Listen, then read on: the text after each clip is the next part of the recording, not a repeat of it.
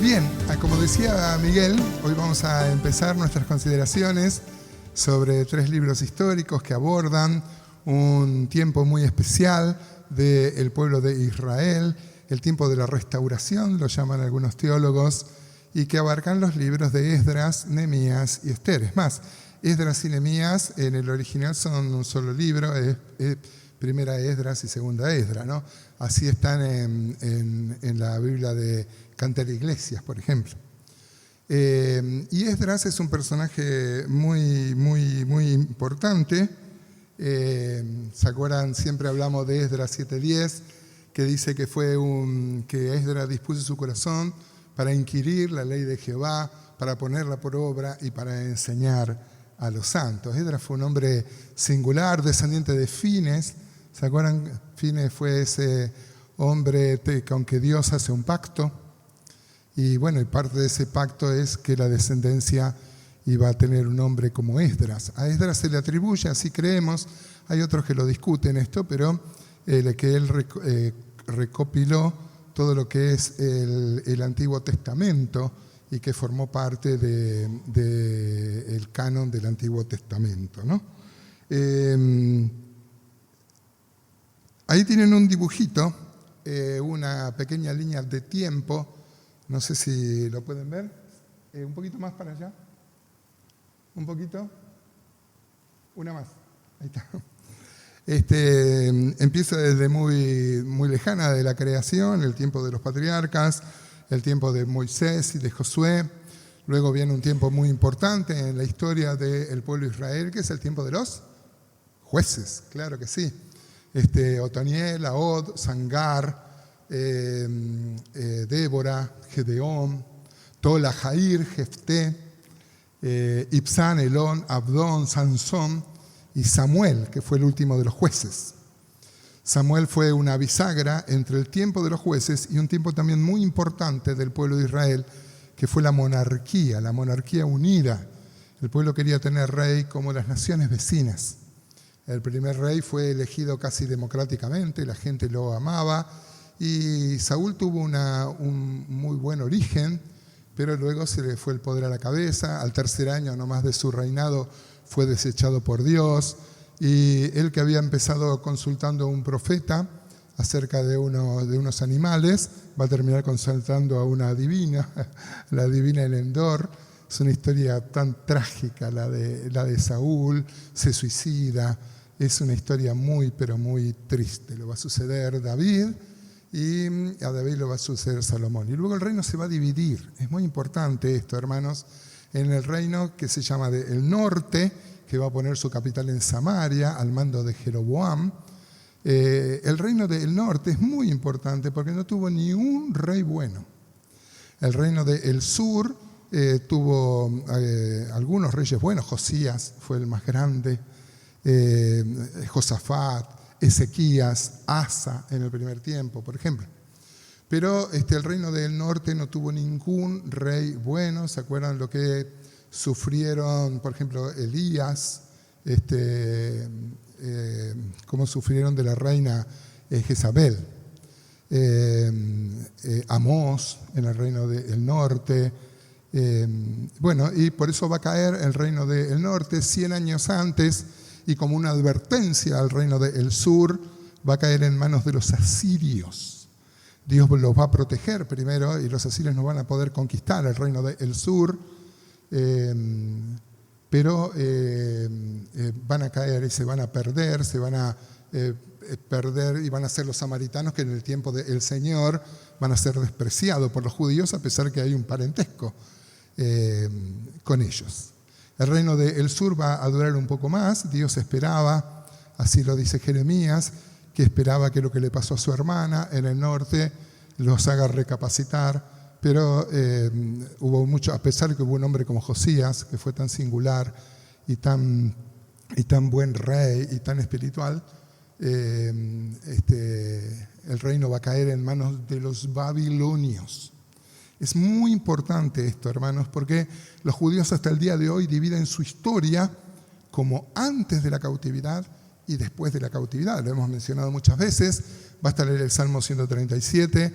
Dice que ni querían cantar los babilonios decían, a ver, cantá, cantá, y colgaban las arpas en los árboles porque ni querían cantar.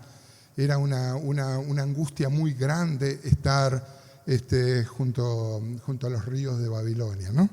Si bien en los años 70 había una canción muy linda que era Junto a los ríos de Babilonia, a ver quién se acuerda, ¿no? La canción pop. Bueno, la cuestión que el reino de Babilonia y Nabucodonosor, que fue el que va a conquistarlo, va a suceder Nabónido, su hijo, y luego Nabopolassar. Pero ellos van a caer en manos de los persas, de Ciro. Ciro, el rey persa, va a ser muy importante, un hombre muy conquistador, que él estaba en lo que hoy llamamos Irán, pero ellos van a ir y van a conquistar el reino de Babilonia. Así que los judíos van a dejar de ser esclavos de los babilonios, como Dios había dicho, para pasar a ser esclavos de los persas. Pero esto cambiaba totalmente el panorama, porque los persas no eran como los babilonios.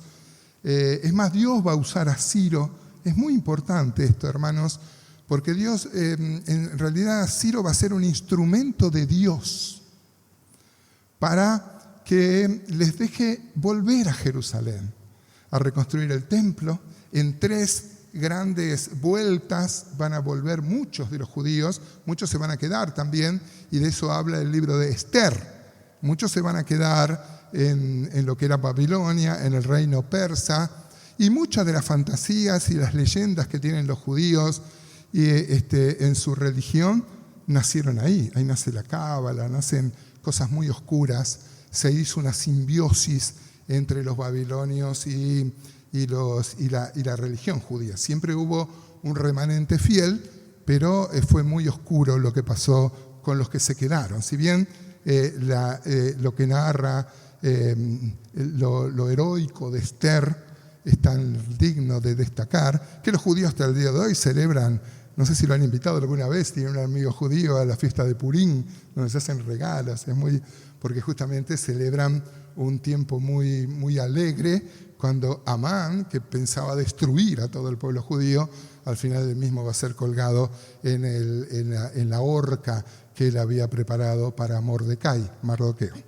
Así que vamos a leer hoy vamos a comenzar 3, vueltas va a haber desde el imperio persa otra vez a Jerusalén. El primer grupo va a venir con Zorobabel y Jesúa, que acá es llamado Sesbazar, Zorobabel, porque como él nace en Babilonia, en el reino de Persia, él va a tener un nombre judío, Zorobabel, aunque su mismo nombre dice que es extranjero en Babel. Se ve que los padres ya le ponían. Y Sesbazar va a ser el nombre persa, el nombre que va a tener, ¿no? Entonces, esos van a venir primero, ellos van a hacer, eso es de destacar, lo primero que van a hacer, que es el templo, ¿no? Entonces, es muy interesante, ya lo vamos a ver en Esdras 3, por ejemplo, se cavan los cimientos, y si bien hay algunos que estaban muy alegres, muy contentos, otros van a lamentar que no va a tener ese templo la gloria que tuvo el gran templo de Salomón, ¿no? El que fue destruido por Nabucodonosor. Pero luego va a haber una segunda vuelta con Esdras. Va a venir Esdras como sacerdote. Esdras es muy importante, hermanos, porque Esdras es un hombre que va a leer la ley y va a enseñar la ley a un pueblo que, como estuvo en la cautividad de Babilonia y de los persas, habían perdido mucho de su fe. Y es muy importante Esdras en la recuperación de esa fe. Y va a haber una tercera todavía, que va a ser el tiempo de Nehemías. Así que no se pierdan, vamos a ver un tiempo muy lindo, muy bélico, muy, si les gusta la acción, va a haber mucha acción en esto. Así que vamos a leer. Son 11 versículos, vamos a leer primero los primeros 4. El capítulo 1 de Esdras, dice así la palabra de Dios. Dice: en el primer año de Ciro, rey de Persia, para que se cumpliese la palabra de Jehová por boca de Jeremías, despertó Jehová el espíritu de Ciro, rey de Persia, el cual hizo pregonar de palabra y también por escrito por todo su reino, diciendo: así ha dicho Ciro, rey de Persia. Miren ¿Cómo va a hablar el mismo Ciro? Ciro era un hombre pagano, gentil. Sin embargo, va a ser usado por Dios, ¿no? Dios lo va a llamar a mi siervo, mi ungido. Lo va a llamar, como vamos a ver en un texto de Isaías. Así ha dicho Ciro, rey de Persia: Jehová, el Dios de los cielos, me ha dado todos los reinos de la tierra y me ha mandado que le edifique casa en Jerusalén, que está en Judá. Mire qué bárbaro, Dios lo va a usar a Ciro para esto. Quien haya entre vosotros de su pueblo, sea Dios con él, y suba a Jerusalén, que está en Judá, y edifique la casa a Jehová, Dios de Israel. Él es Dios, la cual está en Jerusalén. Y todo el que haya quedado en cualquier lugar donde more, ayúdenle los hombres de su lugar con plata, oro, bienes y ganados, además de ofrendas voluntarias para la casa de Dios, la cual está en Jerusalén. O sea que, primero, hermano, lo que uno se asombra al ver esto es la soberanía de Dios. Ciro, un rey tan grande, tan influyente. Miren, en la diapositiva siguiente hay un mapa. Ustedes pueden ver ahí a la derecha del mapa lo que era el reino de Persia y cómo vino y conquistó el reino de Babilonia, que era tan grande, ¿no? La verdad que Nabopolassar era bastante nabo, porque no le costó mucho trabajo a Ciro conquistar al reino de Babilonia. Bueno, la verdad central, yo le pongo ahí, al usar a Ciro, rey de Persia, para facilitar la liberación y el retorno de su pueblo a Jerusalén, Dios nos demuestra que controla la historia para llevar adelante sus propósitos eternos. O sea que yo les puse acá los puntos que quería sacar, por la duda de luego que no tenga tiempo de desarrollarlos. Primero, que Dios es soberano, hermano. Dios es soberano y Dios es el Señor de la historia. No creemos, como creen los budistas o los que creen los hinduistas, en el yin y el yang, en dos fuerzas equivalentes entre el bien y el mal. Dios es el Señor de la historia. Y a veces, para disciplinar a su pueblo, también usó a Nabucodonosor, que lo llama mi siervo, a Nabucodonosor. Que también era, yo me imagino a Nabucodonosor contento con sus victorias y dominando a los judíos, y en realidad era un siervo, ¿no?, del mismo Dios, que Dios lo usó para disciplinar a su pueblo. Y también ahora va a usar a Ciro para que vuelvan, ¿no? Porque los persas no les interesaba tanto tenerlos allá en la capital, en lo que era Susa para los babilonios, sino que más vale los dejaban ir. Zorobabel va a ser un hombre que va a ser fiel al imperio persa, pero fiel a Dios también, y fiel a su pueblo. Él va a tener esta dualidad, ¿no? Él va a servir al pueblo, al imperio persa, pero él va a estar comprometido con levantar el templo y reconstruir Jerusalén. Así también le va a pasar a Nehemías, que va a ser un funcionario persa. Miren qué interesante, los persas les interesaba más que paguen impuestos y más sí, que hagan su templo, ¿no? Pero acá el mismo Ciro dice que Dios le mandó que le haga caso, ¿no? Segundo, que Dios cumple sus promesas. Acá dice que Dios lo había prometido a través de Jeremías, ahora lo vamos a ver. Dios le dijo a través de Jeremías que van a ser cautivos por 70 años, pero luego Dios lo va a hacer volver. Así que vemos el cumplimiento de las promesas. Bueno, todo el capítulo 1 va a hablar del cumplimiento de las promesas. Esto es muy interesante, hermanos. Yo quería citarlo acá. Los profetas que acompañaron este proceso, dijimos que estaba Zorobabel, Jesúa, que es llamado Josué, ahí en Zacarías 3, por ejemplo. Zorobabel, Jesúa, luego vino Esdras, Nehemías, fueron acompañados por los profetas Ageo y Zacarías.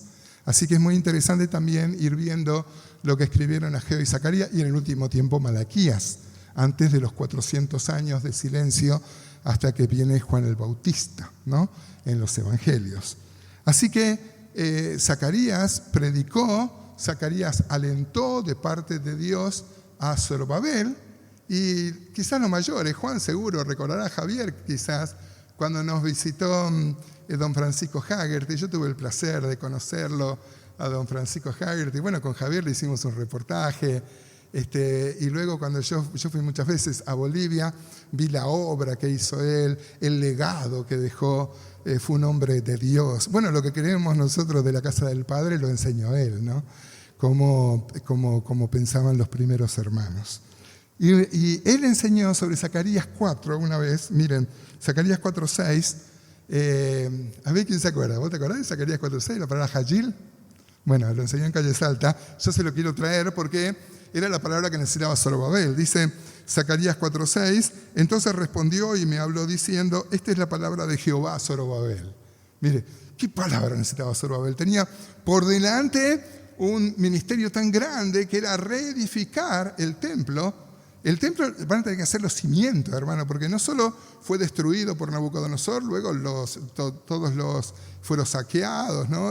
Así que no había nada. Tanto es así que tienen que hacer cimientos otra vez para hacer el templo, ¿no?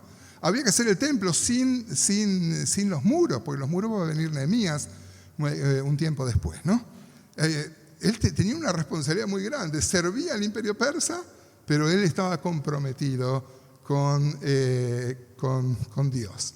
También ahí leímos en Esdras 1 que Dios dice que él agitó a algunos del pueblo. Después usted va a ver ahí en Esdras 3 hay una nómina. En Nehemías capítulo 3 también hay una nómina de los que vinieron. O sea, las familias que vinieron. Porque hay otros que se quedaron. Bueno, algunos ofrendaron. Amén. Pero otros se quedaron porque a otros les fue bien en lo que era la Babilonia y luego el imperio persa. Y así terminaron perdiendo la fe y llenándose de un montón de paganismo. Ustedes saben que la religión judía tiene mucho paganismo dentro, ¿no? Bueno, tienen una estrella que es la estrella de Ramfán, ¿no? Bueno, dice, esta es la palabra de Jehová a Zorobabel, que dice, esto la solemos cantar en una canción, ¿no? No con ejército ni con fuerza, sino con mi espíritu, ha dicho Jehová de los ejércitos. Imagínense, Zorobabel tenía por delante una gran empresa, pocos recursos, como nos pasa generalmente, ¿no? No sé si te pasa a vos, hermano, un gran desafío, una gran empresa, y uno mira sus recursos, ¿no? Y la palabra que le trajo el profeta Zacarías, le dice, no con ejército ni con fuerza. La palabra fuerza, bueno, ahí tienen una foto de la cautividad cuando son llevados a Babilonia. En hebreo es la palabra hajil. El diccionario de número Strong lo pone como H2428. Es una palabra polisémica. Vieron que polisémico tiene un montón de significados. Es muy difícil traducir porque tiene un montón de significados. Significa fuerzas de hombres, medios y otros recursos. Significa grandes ejércitos, por ejemplo, riqueza, virtud, valor, fortaleza, aptitud, armar, esforzado, fortaleza, fuerte, fuerza, gente, guerra. Mira la cantidad de cosas, ¿no? Uno podría pensar, yo acá le pongo unos ejemplos, nomás Ruth 2.1, dice, tenía Noemí, un pariente de su marido, hombre, hajil. Hombre rico. Nosotros siempre decimos, ¿no? Qué falta que nos hace. Creemos en Dios, pero no somos Dios, necesitamos dinero, ¿no? Zacarías le dice a Zorobabel, no con dinero, no con hajil. Génesis 47:6 dice, la tierra de Egipto está delante de ti, en lo mejor de la tierra, haz habitar a tu padre y a tus hermanos, habiten en tierra de Gosén, y si entiendes que hay en ello hombres, hajil, hombres capaces. Uno siempre valora, ¿no? La capacidad de las personas que tengan título universitario, por supuesto, amén, gloria a Dios, y hay quien puede hacer un título universitario, pero capaz es hajil. Y Zacarías le dice, no con hajil. Y bueno, en Proverbios 31, ustedes saben, acá hay hermanas que deben saber esto, la mujer de Proverbios 31 es mujer hajil, ¿no? Una palabra que siempre se usa para hombres. Es raro. Bueno, la palabra mujer virtuosa, virtud viene de varón, ¿no? Cosa del castellano también.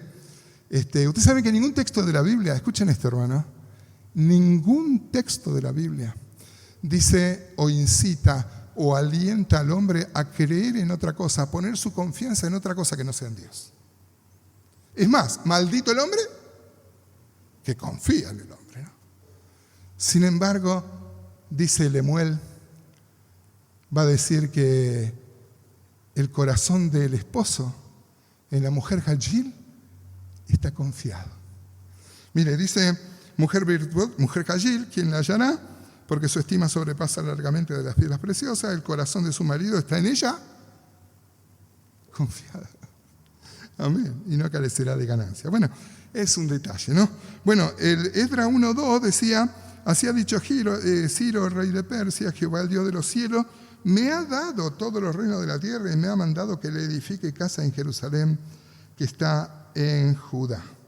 Los judíos habían sido llevados cautivos a Babilonia en 3 ocasiones, como les contaba antes, de Babilonia, de Jerusalén a Babilonia, y ahora va a haber también 3 vueltas, una con Zorobabel, otra con Esdras y otra con Nehemías. Pero acá decía el texto que así Dios cumplió la promesa dada por Jeremías. Y mira, acá tiene el texto de Jeremías 25, vamos a tomar desde el 9 al 12. Dice aquí, enviaré y tomaré a todas las tribus del norte, dice Jehová, y a Nabucodonosor, rey de Babilonia, mi siervo, los traeré contra esta tierra y contra sus moradores y contra todas las naciones de alrededor, y los destruiré y los pondré por escarnio, por burla y en desolación perpetua. Y haré que desaparezca de entre ellos la voz del gozo y la voz de alegría, la voz del desposado y la voz de la desposada, ruido de molino y luz de lámpara. Mire cómo ya Jeremías hablaba de lo que iban a sufrir con los babilonios, ¿no?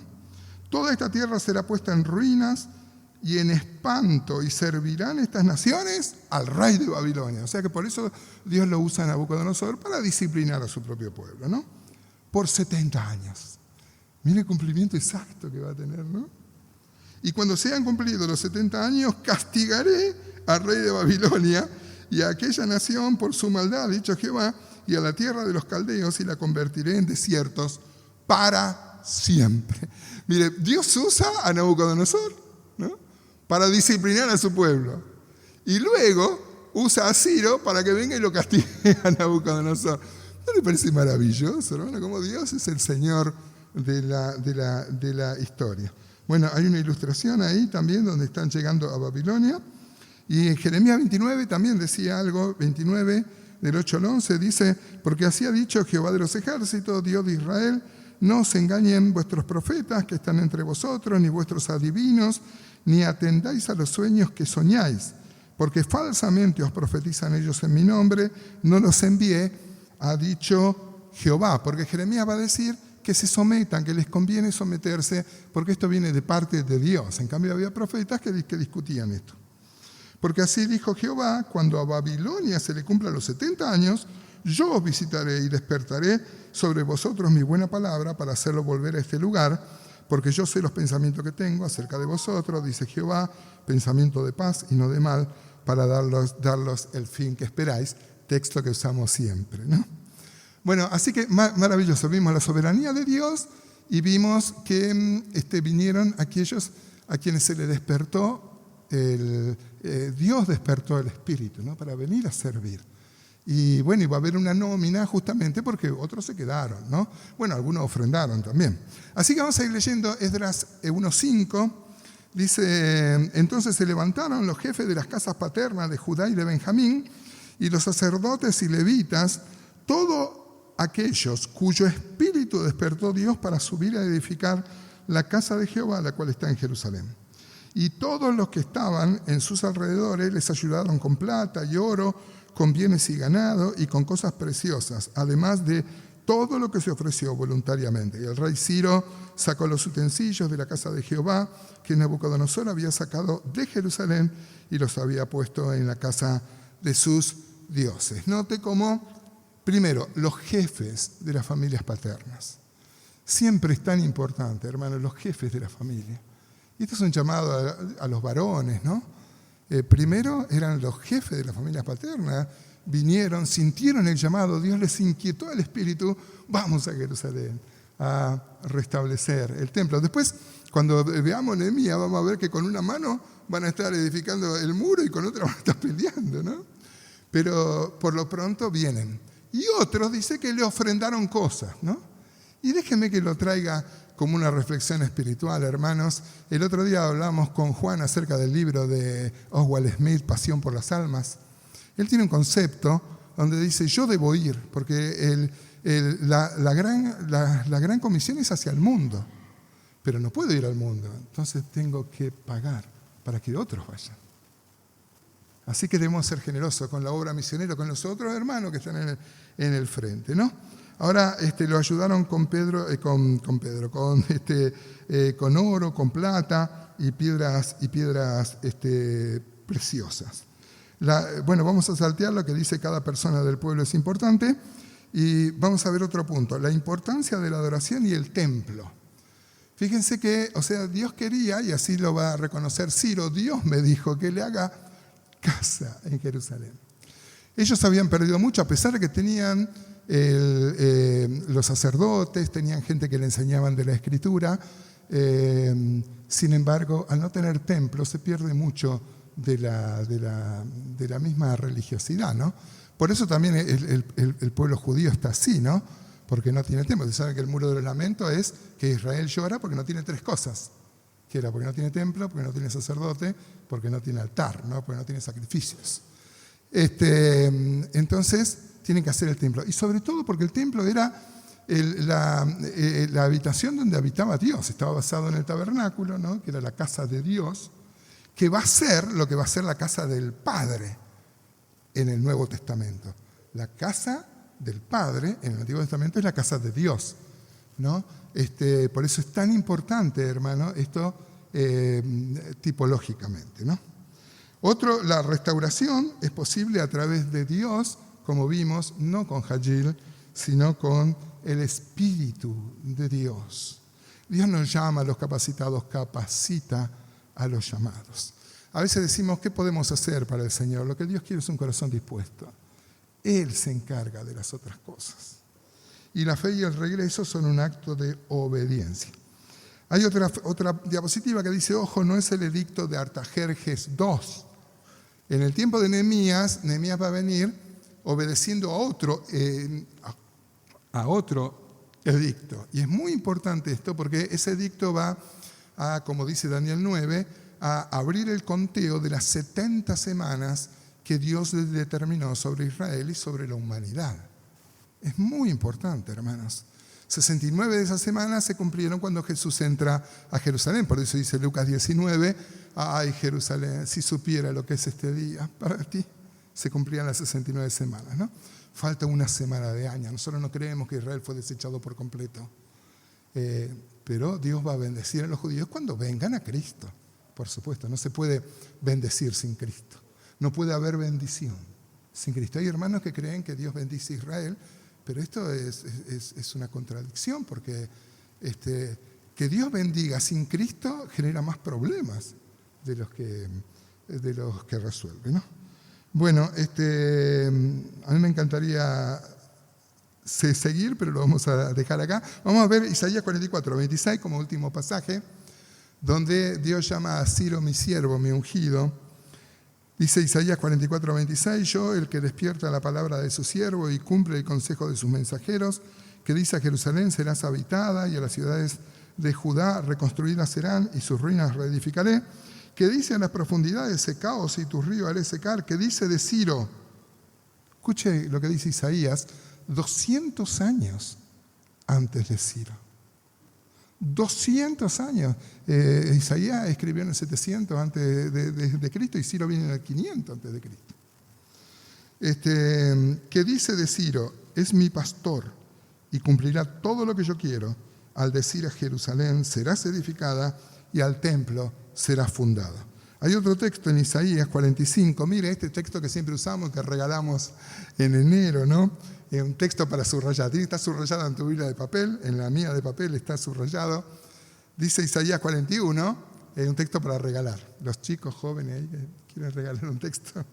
Dice así, dice Jehová a su ungido. ¿Quién es el ungido? Ciro. A Ciro, el cual tomé yo por la mano derecha para sujetar naciones delante de él y desatar lomo de reyes para abrir delante de él puertas y las puertas no se cerrarán.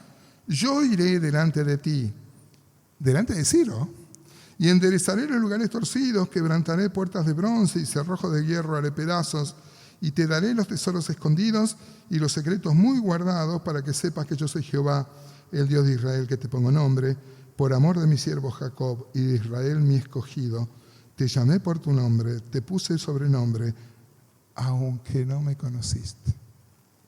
Qué bárbaro. Después, como Dios usó a Ciro, que Ciro está reconociendo que Dios era el Dios y que le decía que haga, él nunca tuvo un encuentro personal con Dios. A mí me asusta, hermano, hay textos así, de gente que inclusive puede estar entre nosotros, que sirva, que se bautice, que... Judas habla de maestros de la iglesia que no tenían el Espíritu. Terrible, ¿no? Bien, seguramente queda mucho más, ahí les pasé el PDF. Vamos a orar, ¿eh? Por lo pronto, Dios es soberano, hermano. Y no con Hajir, no con fuerzas, no con ejércitos, no con capacidades, sino con el Espíritu de Dios se emprende las grandes cosas y la obra de Dios. Oremos. Amado y bendito Dios, gracias te damos por tu palabra. Ayúdanos a sacar las enseñanzas para nuestra vida y a tomar ejemplo de estos hombres, de Zorobabel, de Nehemías, de Esdras, Señor, de Ageo, de Zacarías, de Malaquías.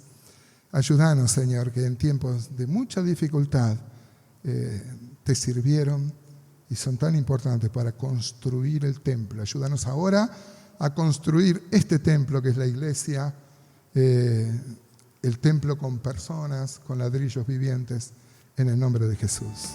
Amén.